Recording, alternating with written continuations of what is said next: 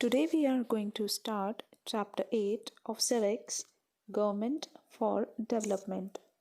Introduction. The government is responsible for development of a country.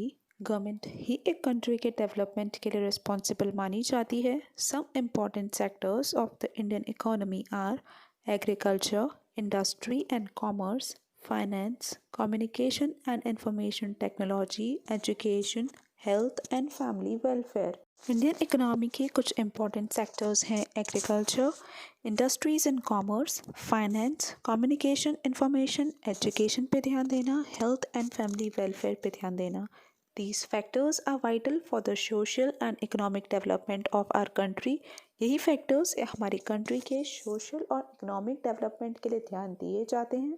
A good governance plays a crucial role in development. Systematic economic development is possible through proper planning. अच्छी economic development तभी हो सकती है जब पूरी अच्छी planning हुई हो. Thus Planning Commission was constituted on 15th March 1950. इसीलिए 15 मार्च 1950 को प्लानिंग कमीशन बनाई गई ताकि सभी चीज़ें अच्छे से प्लान्ड हो और अच्छे से डेवलपमेंट हो सके.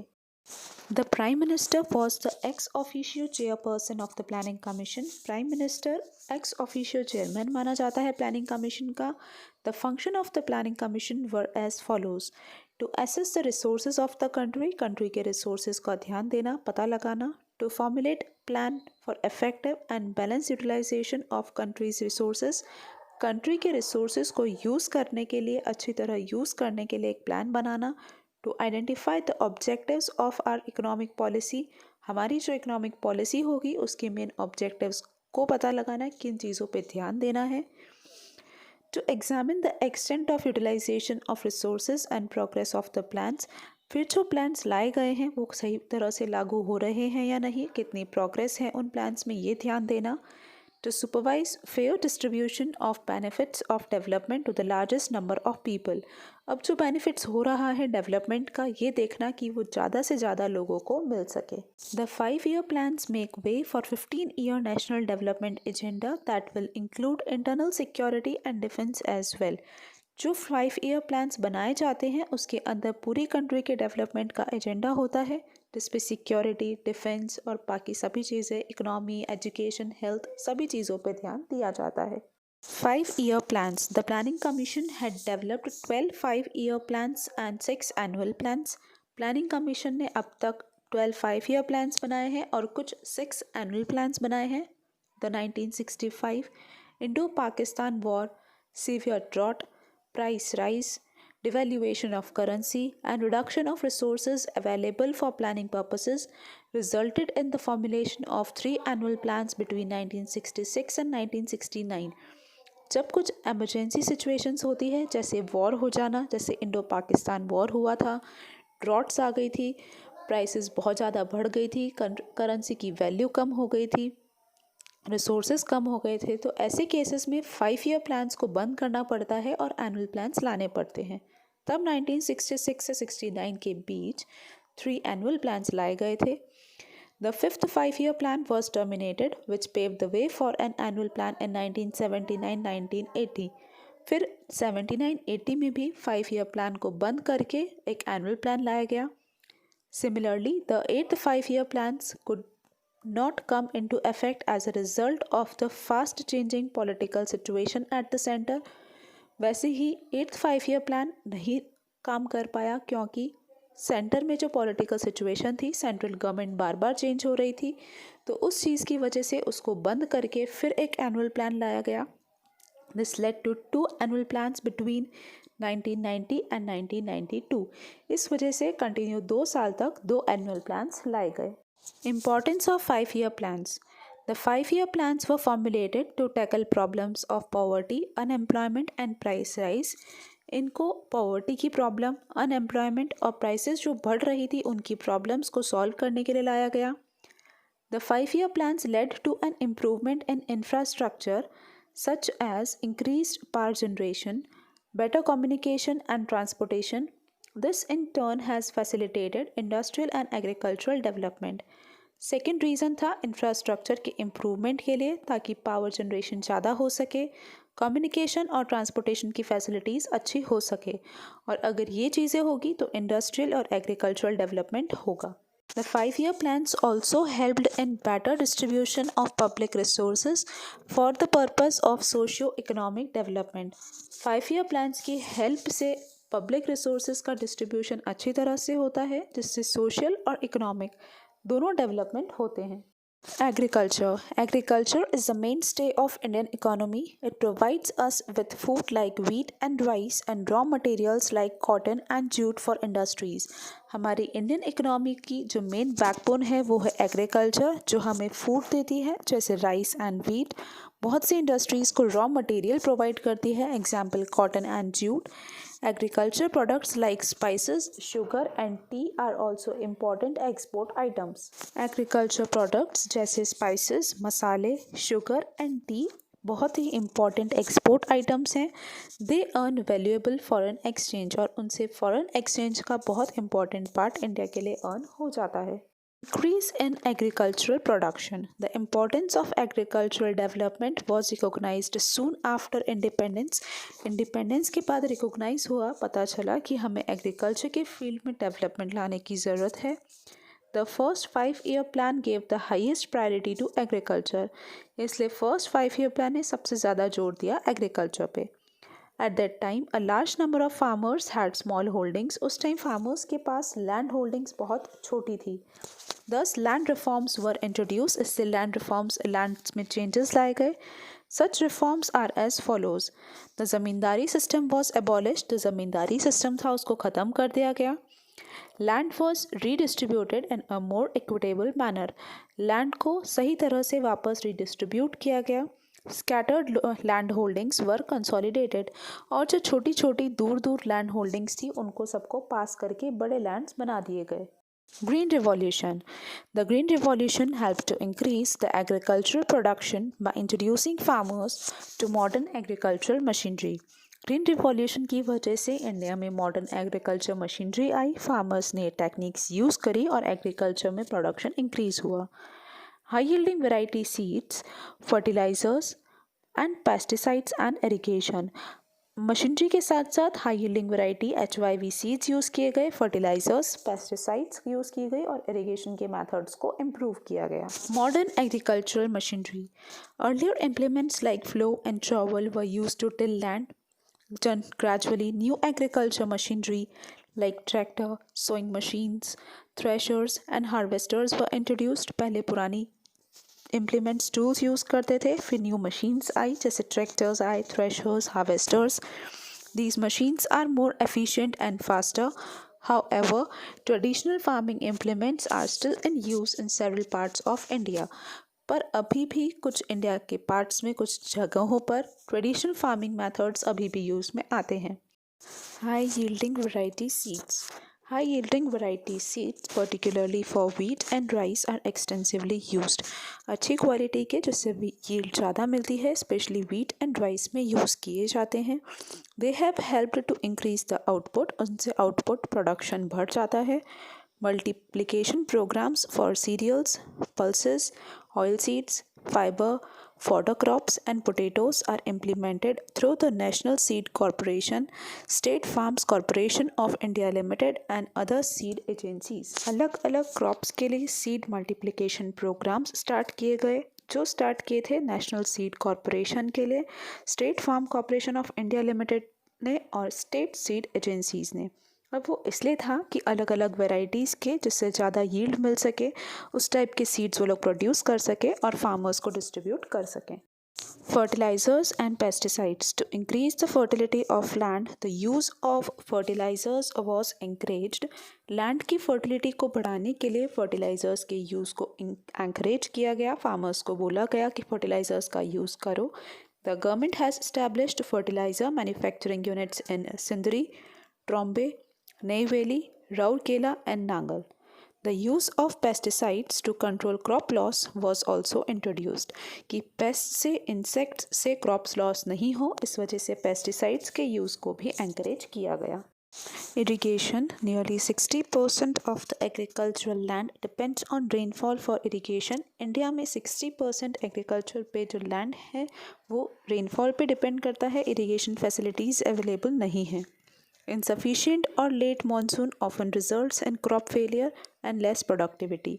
अगर मानसून लेट हो जाता है या बारिश कम होती है तो हमारी क्रॉप्स फेल हो जाती है और प्रोडक्शन कम हो जाता है. Moreover, HYV seeds require abundant water. HYV seeds को पानी की ज़रूरत बहुत ज़्यादा होती है.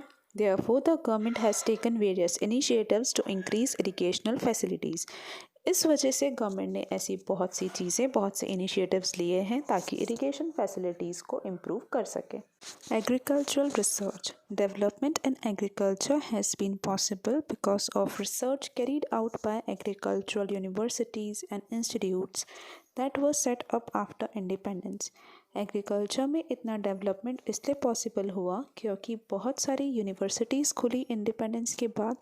उन यूनिवर्सिटीज़ और इंस्टीट्यूट्स ने एग्रीकल्चर के फील्ड में रिसर्च किया और नए डेवलपमेंट्स पॉसिबल हो सके. The department of agricultural research and education was set up in 1973 under the ministry of agriculture. It is responsible for conducting research and educational activities in agriculture, animal husbandry and fisheries. Agriculture research and education के लिए अलग department बनाया गया 1973 में, जिसका काम था research करना और एजुकेशनल एक्टिविटीज़ को प्रमोट करना एग्रीकल्चर में, एनिमल हस्बेंड्री में एंड फिशरीज़ में. The Indian Council of Agricultural Research (ICAR) has also played a major role in the development of agriculture technology. इस काउंसिल ने भी एग्रीकल्चर टेक्नोलॉजी में डेवलपमेंट के लिए एक बहुत बड़ा इम्पॉर्टेंट रोल प्ले किया है. Industry. Industries play an important role in the economic development of a nation. एक नेशन के इकोनॉमिक डेवलपमेंट में इंडस्ट्रीज़ का बहुत इम्पॉर्टेंट रोल होता है. A prosperous nation needs well-developed industries to provide the amenities of life to its citizens. वही nation prosperous होता है जिसमें बहुत सारी डेवलप्ड इंडस्ट्रीज़ होंगी जिससे वो अपने सिटीजन्स को एक अच्छी लाइफ प्रोवाइड कर सकेगी. When India became independent, very few industries like textiles and sugar existed.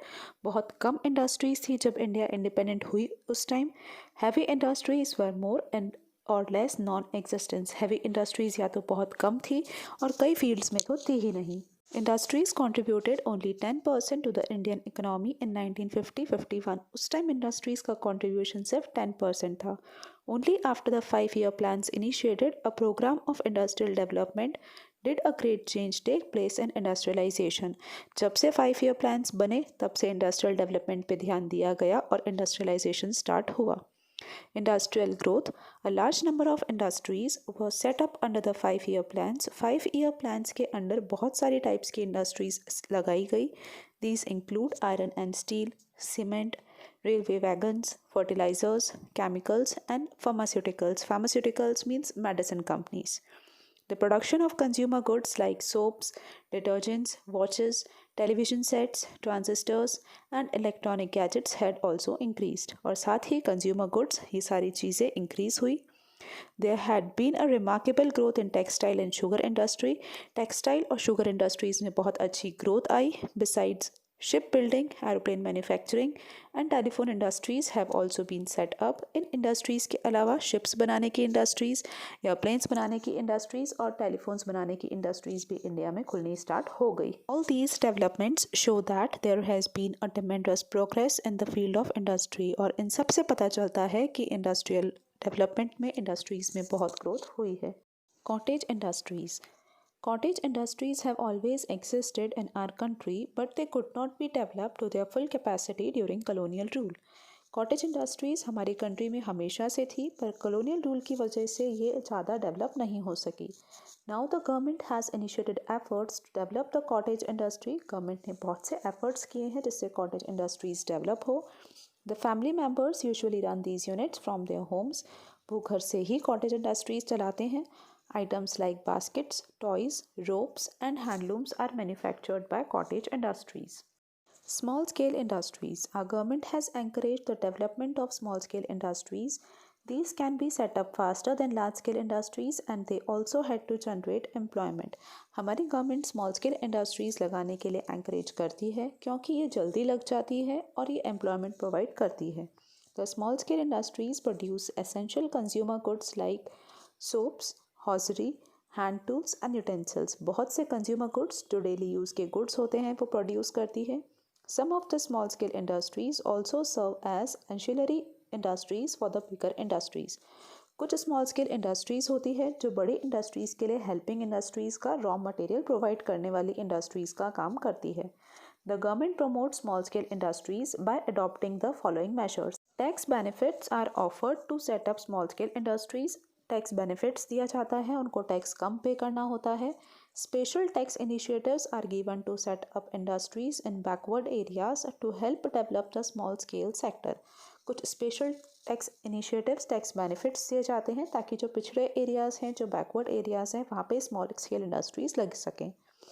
some products are reserved exclusively for manufacture by these। कुछ ऐसे प्रोडक्ट्स हैं जो स्मॉल स्केल इंडस्ट्रीज के लिए रिजर्व कर दिए गए हैं।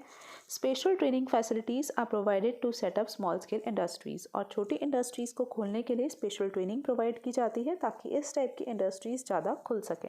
Public sector and private sector industries. Public sectors are those industries which are set up by the government, and private sector industries are those which are set up individually by some people. The public sector comprise goods and services provided by the government for the benefit of the public. Public sector में वो goods, वो industries and services आती है जो government provide करती है लोगों की benefit के लिए। These goods and services are provided at comparatively cheaper prices than offered by the profit-making companies. Government ये गुड्स और सर्विसेज कम रेट्स पर प्रोवाइड करती है और प्रॉफिट कम होता है। After independence government has set up heavy industries as these industries required a lot of investment. Independence के बाद गवर्नमेंट ने बहुत सारी बड़ी बड़ी इंडस्ट्रीज़ लगाई क्योंकि इन इंडस्ट्रीज़ में इन्वेस्टमेंट की ज़रूरत ज़्यादा थी, लोगों के पास इतना मनी नहीं था, इसलिए बड़ी इंडस्ट्रीज़ लगाई गवर्नमेंट ने। Hence they were under the government control. सब public sector industries are Hindustan Machine Tools HMT, Bharat Heavy Electronics Limited BHEL BHEL, Steel Authority of India SAIL. The money invested in these industries come from the taxes we pay and the profits made by these public sector units.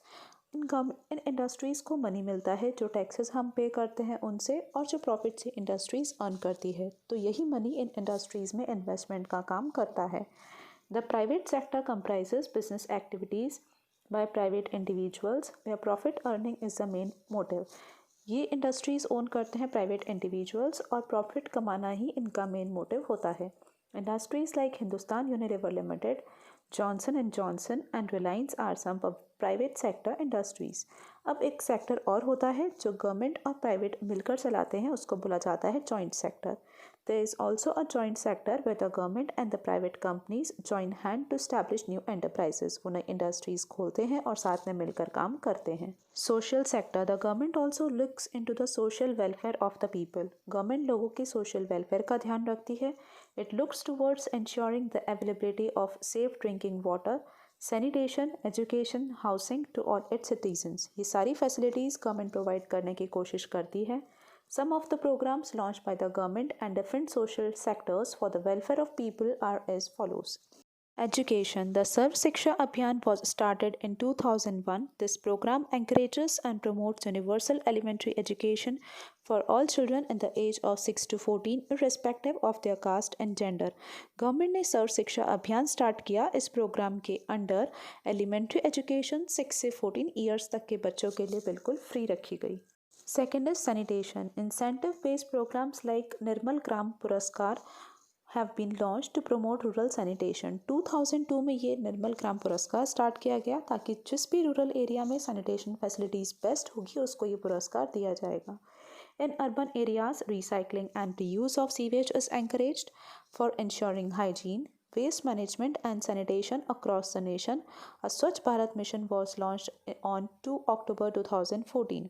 पूरी India में, पूरी country में waste management and sanitation अच्छा हो, इससे स्वच्छ Bharat mission 2 अक्टूबर को launch किया गया था।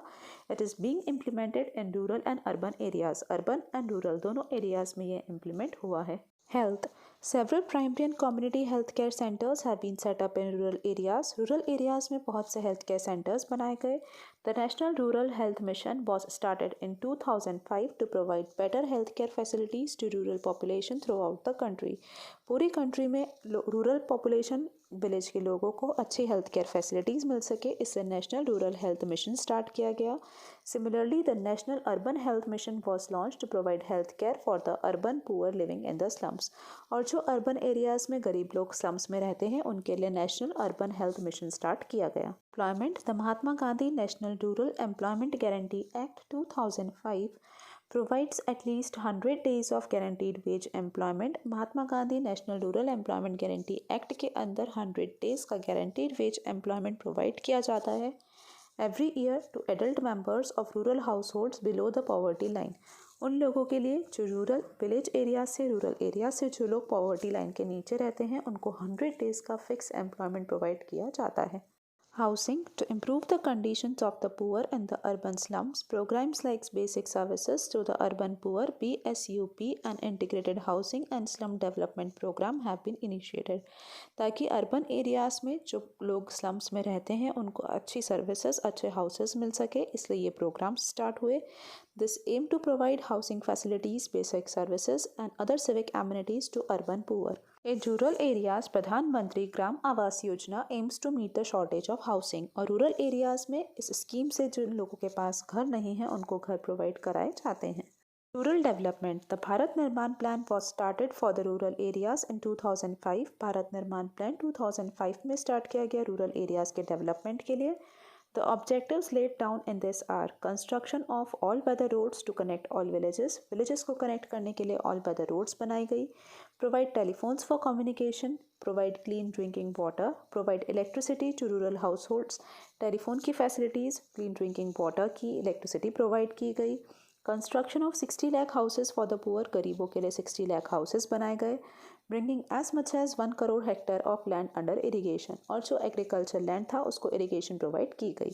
तो यही सब फैसिलिटीज़ गवर्नमेंट प्रोवाइड करती है और गवर्नमेंट डेवलपमेंट में हेल्प करती है. So this was a chapter. Thank you everyone.